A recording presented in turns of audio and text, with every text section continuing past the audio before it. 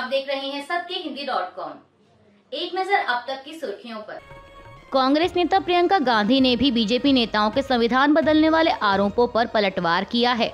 आज सहारनपुर में चुनावी रैली को संबोधित करते हुए उन्होंने कहा कि बीजेपी के नेता संविधान बदलने की बात क्यों कर रहे हैं। प्रियंका गांधी ने कहा कि किसी को डरना नहीं चाहिए। कहने का मतलब क्या है? संविधान को बदलने की बात बीजेपी कर रही है। संविधान बदलेंगे तो आरक्षण का क्या होगा? ये जो अधिकार है देश में, चाहे पीएम हो या फिर किसान, वोट का जो अधिकार है उसका क्या होगा? उन्होंने कहा कि यह चुनाव जनता का चुनाव होना चाहिए और जनता के मुद्दों पर बात होनी चाहिए। मोदी और भाजपा के नेता महंगाई की बात नहीं कर रहे, बेरोजगारी पर बात नहीं हो रही, लेकिन ध्यान भटकाने पर बात हो रही है। बता दें कि पीएम मोदी ने सोमवार को समाचार एजेंसी ANI को दिए इंटरव्यू में कहा था कि इस देश में किसी को डरने की जरूरत नहीं है। लोकसभा चुनाव से पहले तमिलनाडु की सत्तारूढ़ DMK ने आरोप लगाया है कि लोकसभा उम्मीदवारों, उनके दोस्तों और रिश्तेदारों सहित पार्टी के नेताओं के फोन टैप किए जा रहे हैं। मामले को लेकर पार्टी ने चुनाव आयुक्त के पास शिकायत भी दर्ज कराई है। हिंदुस्तान टाइम्स की एक रिपोर्ट के मुताबिक DMK नेता RS भारती ने कल मंगलवार को चुनाव आयुक्त को लिखे पत्र में कहा कि हम समझते हैं कि ED, CBI, IT और केंद्र सरकार के अधीन अन्य एजेंसियां अवैध रूप से उम्मीदवारों, हमारे अग्रणी नेताओं, उनके दोस्तों और करीबी रिश्तेदारों के टेलीफोन को इंटरसेप्ट कर रही हैं। हम इस तथ्य से अनजान नहीं हो सकते कि पेगासस जैसे सॉफ्टवेयर का इस्तेमाल इन एजेंसियों की ओर से राजनीतिक विरोधियों के खिलाफ किया जाता है।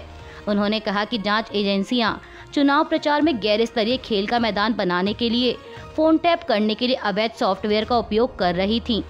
DMK नेता ने भारत के चुनाव आयोग से तुरंत हस्तक्षेप करने और केंद्र सरकार के लोकतंत्र विरोधी कामों की जांच का आदेश देने और स्वतंत्र और निष्पक्ष चुनाव सुनिश्चित करने का आग्रह किया है।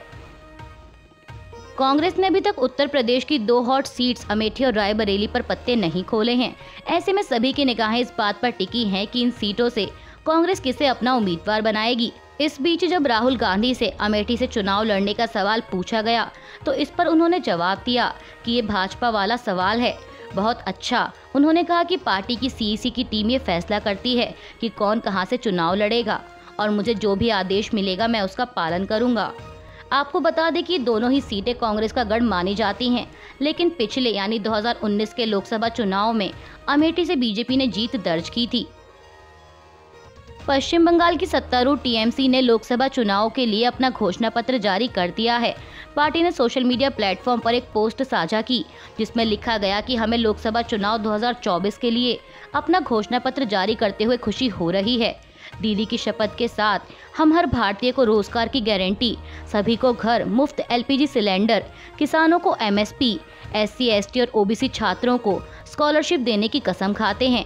हम साथ में भाजपा के जमींदारों को उखाड़ फेंकेंगे और सभी की सम्मानित जिंदगी सुनिश्चित करेंगे। अब बात करें TMC के घोषणा पत्र के वादों की।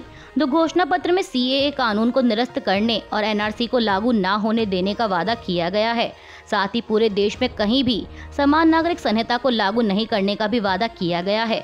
घोषणा पत्र के अनुसार सभी नौकरी कार्ड धारकों को 100 दिन की रोजगार गारंटी देने की बात कही गई है और कामगारों को 1 दिन की न्यूनतम मजदूरी 400 रुपए प्रतिदिन देने का भी वादा है। इसके अलावा सभी BPL परिवारों को हर साल 10 LPG सिलेंडर मुफ्त दिए जाएंगे। सभी राशन कार्ड धारकों को हर महीने 5 किलो राशन मुफ्त दिया जाएगा। साथ ही राशन की लोगों को घर पर डिलीवरी की जाएगी और इसका कोई भी चार्ज नहीं देना होगा। SC, ST और OBC छात्रों को उच्च शिक्षा के लिए मिलने वाली स्कॉलरशिप की रकम बढ़ाई जाएगी। 60 साल से ऊपर की उम्र के बुजुर्गों को हर महीने 1000 रुपए की पेंशन दी जाएगी। TMC के घोषणा पत्र में किसानों के लिए स्वामीनाथन आयोग की सिफारिश के आधार पर उन्हें MSP दी जाएगी। MSP फसल की औसत लागत से 50% अधिक दी जाएगी, जैसे कई वादे किए गए हैं। देश में जारी राजनीतिक बयानबाजी के बीच मध्य प्रदेश के मुख्यमंत्री मोहन यादव ने कांग्रेस के वरिष्ठ नेता और राज्य के पूर्व मुख्यमंत्री कमलनाथ पर तीखा हमला बोला है। उन्होंने छिंदवाड़ा के धनौरा में एक चुनावी सभा को संबोधित करते हुए कहा कि कमलनाथ के बेटे नकुलनाथ के पास 700 करोड़ रुपए की संपत्ति है, जिसकी उन्होंने चुनावी हलफनामे में जानकारी दी है। वहीं कमलनाथ के पास 1700 करोड़ रुपए की संपत्ति है। मुख्यमंत्री ने कहा कि वह चाहें तो पूरे गांव में हेलीकॉप्टर बांट सकते हैं, लेकिन कमलनाथ झूठे विकास का मॉडल बताकर जनता को 40 साल से गुमराह कर रहे हैं। सीएम यादव ने जनता से पूछते हुए कहा कि क्या कभी कमलनाथ ने आपको हेलीकॉप्टर में घुमाया है? चलो सुख में ना घूमे, कभी कोई बीमार हुआ है तो उन्हें हेलीकॉप्टर में लेकर अस्पताल पहुंचाया है? नहीं पहुंचाया। मुख्यमंत्री ने कहा कि यही फर्क है मोदी जी की सरकार और कमलनाथ में। बीजेपी के लिए चुनाव प्रचार करने असम पहुंचे प्रधानमंत्री मोदी ने कहा कि एनडीए सरकार की योजनाओं में किसी तरह का कोई भेदभाव नहीं होता। लोकसभा चुनाव के नतीजों की भविष्यवाणी करते हुए उन्होंने कहा कि 4 जून को नतीजा क्या होने जा रहा है ये साफ दिखाई दे रहा है, इसलिए लोग कहते हैं 4 जून 400 पार, फिर एक बार मोदी सरकार। उन्होंने कहा कि बीजेपी वो पार्टी है जो सबका साथ सबका विकास के मंत्र पर चलती है। एनडीए सरकार की योजनाओं में कोई भेदभाव नहीं होता, उनका लाभ हर किसी को मिलता है। अब एनडीए ने ठाना है कि देश के हर नागरिक तक पहुंचकर जिस सुविधा का वो पात्र है वो सुविधा उसे दी जाएगी। प्रधानमंत्री ने आगे कहा कि 2014 में मोदी आपके बीच एक उम्मीद लेकर आया था, 2019 में मोदी आपके बीच विश्वास लेकर आया और अब 2024 में मोदी आपके बीच गारंटी लेकर आया है। उन्होंने कहा कि मोदी की गारंटी का मतलब गारंटी के पूरा होने की गारंटी। आज पूरे देश में मोदी की गारंटी चल रही है। एबीपी सी वोटर के सर्वे पर शिवसेना यूबीटी नेता संजय राउत ने कहा कि वोटिंग के दिन देखिए क्या होता है, सब सामने आ जाएगा। उन्होंने एबीपी न्यूज़ से बात करते हुए कहा कि हवा बहुत तेज चल रही है, बीजेपी की टोपी हवा में उड़ जाएगी, इस बार बाजी पलटेगी। उन्होंने आगे कहा कि कांग्रेस नेता राहुल गांधी ने सही कहा है, बीजेपी के नेतृत्व वाले एनडीए को 200 से ज्यादा सीटें नहीं मिलेंगी। उत्तर प्रदेश के गाजियाबाद में इंडिया गठबंधन के नेता राहुल गांधी और अखिलेश यादव ने आज एक प्रेस कॉन्फ्रेंस को संबोधित किया। इस दौरान राहुल गांधी ने दावा किया कि इस बार एनडीए की सरकार 150 सीटों पर ही सिमट कर रह जाएगी। उन्होंने कहा कि सीटों की भविष्यवाणी में नहीं करता। 15-20 दिन पहले मैं सोच रहा था कि भाजपा लगभग 180 सीटें जीतेगी, लेकिन अब मुझे लगता है कि उन्हें 150 सीटें ही मिलेंगी। हर राज्य में हमें रिपोर्ट मिल रही है कि हम मजबूत हैं, हमारा बेहतर प्रदर्शन होगा। राहुल गांधी ने कहा कि यह विचारधारा की लड़ाई है। एक तरफ आरएसएस और भाजपा संविधान को खत्म करने की कोशिश में है, तो दूसरी ओर गठबंधन लोकतंत्र की रक्षा करने के लिए चुनाव लड़ रहा है। कांग्रेस नेता ने बताया कि गठबंधन 3 प्रमुख मुद्दों पर चुनाव लड़ रहा है। पहला महंगाई, दूसरा बेरोजगारी और तीसरा भागीदारी। इसके साथ ही उन्होंने पीएम मोदी पर तंज कसते हुए आगे कहा कि कभी पीएम मोदी समुद्र के नीचे चले जाते हैं, कभी प्लेन में आसमान पर चले जाते हैं, लेकिन जो मुद्दे हैं उन पर ना ही मोदी और ना ही बीजेपी बात करती है। कांग्रेस नेता ने आगे इलेक्टोरल बॉन्ड को लेकर भी एक बार फिर मोदी सरकार को निशाने पर लिया। उन्होंने कहा कि इलेक्टोरल बॉन्ड के जरिए सरकार का इरादा पारदर्शिता लाने का होता तो बीजेपी ने चंदा देने वालों के नाम क्यों नहीं बताए। राहुल गांधी ने आगे कहा कि पिछले दिनों पीएम मोदी ने एएनआई को इंटरव्यू दिया जो स्क्रिप्टेड था लेकिन फ्लॉप शो था। पीएम मोदी कहते हैं कि इलेक्टोरल बॉन्ड ट्रांसपेरेंसी के लिए लाया गया। उन्होंने पूछा कि अगर ये सच है तो इसे सुप्रीम कोर्ट ने रद्द क्यों किया। कांग्रेस नेता ने कहा कि अगर आप ट्रांसपेरेंसी लाना चाहते थे तो जिन लोगों ने पैसा दिया आप उनका नाम क्यों छिपाना चाहते थे। राहुल ने कहा कि भाजपा सरकार देश के 20 से 25 लोगों पर ही मेहरबान है और इन लोगों के पास इतना धन है जितना कि देश के 70 करोड़ लोगों के पास है। उन्होंने आरोप लगाया कि किसी कंपनी को कॉन्ट्रैक्ट मिलता है तो उसके बाद बीजेपी को पैसा मिलता है। किसी कंपनी पर ईडी की सीबीआई की कार्रवाई होती है, 10 या 15 दिन बाद बीजेपी को चंदा मिलता है। कांग्रेस नेता ने कहा कि सड़क पर इसे वसूली कहा जाता है। पीएम मोदी भ्रष्टाचार के चैंपियन हैं। इंडिया की प्रेस कॉन्फ्रेंस में अखिलेश यादव ने भी केंद्र की बीजेपी सरकार पर जमकर हमला बोला। उन्होंने कहा कि पीडीए बीजेपी को हराने जा रहा है। इस बार बीजेपी की विदाई शानदार होने वाली है। अखिलेश ने कहा कि वो 2014 में आए थे, 2024 में जाएंगे और इस बार विदाई भी बैंड बाजे के साथ होगी। इस बार पश्चिम से बदलाव की हवा चली है। जनता भाजपा के झूठ और वादा खिलाफी से तंग आ चुकी है। सपा प्रमुख ने कहा कि इलेक्टोरल बॉन्ड ने भाजपा की पोल खोल दी। लूट और झूठ भाजपा की पहचान बन गई है और भाजपा भ्रष्टाचारियों का गोदाम बनकर रह गई है। उन्होंने कहा कि यूपी में गाजियाबाद से लेकर गाजीपुर तक भाजपा का सफाया होने जा रहा है। भाजपा की हर बात झूठ निकली।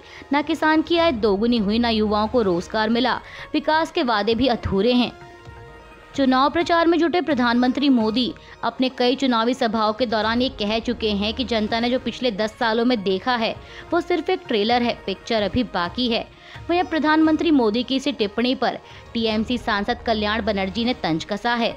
उन्होंने कहा कि उनकी तो पूरी फिल्म ही फ्लॉप हो गई। इसके साथ ही टीएमसी सांसद ने पीएम मोदी को सबसे बड़ा झूठा भी बताया, जो लोगों से केवल वादे करते हैं लेकिन उन्हें पूरा नहीं करते।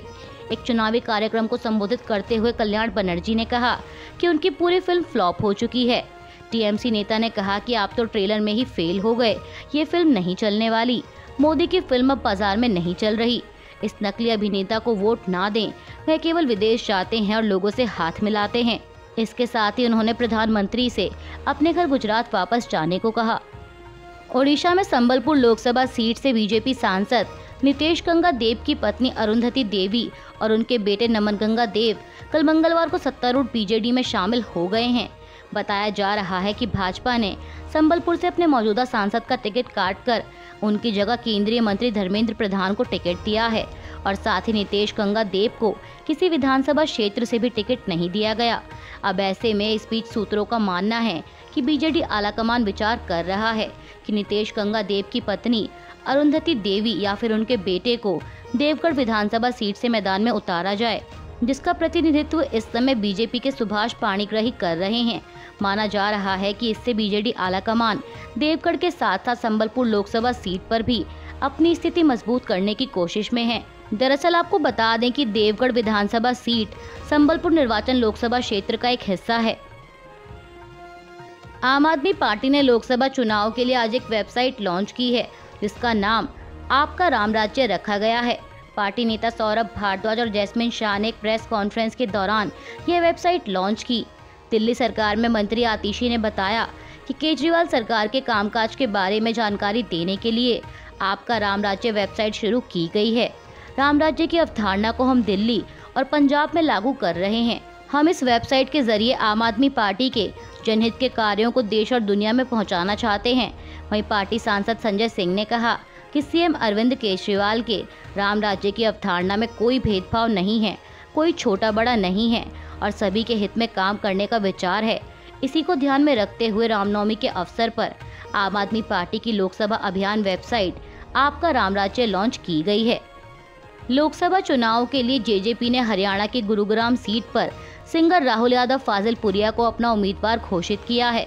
बता दें कि फाजिलपुरिया की राजनीतिक पृष्ठभूमि नहीं है, लेकिन युवाओं के बीच इनकी फैन फॉलोइंग अच्छी खासी है। ऐसे में छोटे से गांव फाजिलपुर झड़सा के गायक पर जेजेपी ने दांव खेला है। अब देखना होगा कि पार्टी का ये कार्ड उसके लिए कितना कामयाब साबित होता है। अभी के लिए बस इतना ही। बाकी की खबरों के लिए बने रहिए सबके हिंदी.com के साथ।